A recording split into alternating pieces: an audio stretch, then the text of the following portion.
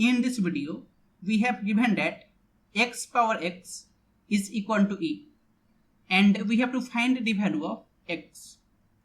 So we have x power x is equal to e, and if we raise both sides to the power 1 by x,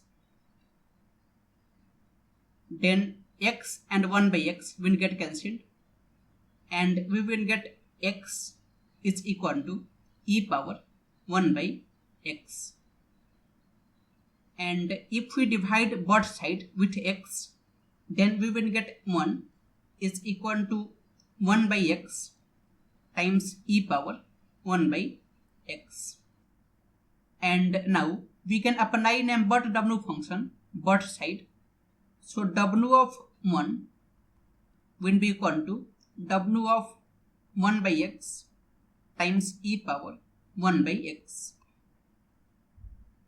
And w of alpha times e power alpha, it is equal to alpha, where w is numbered w function.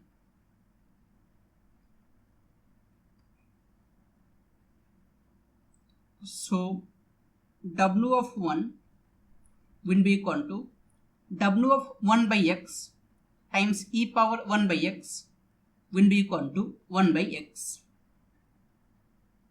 and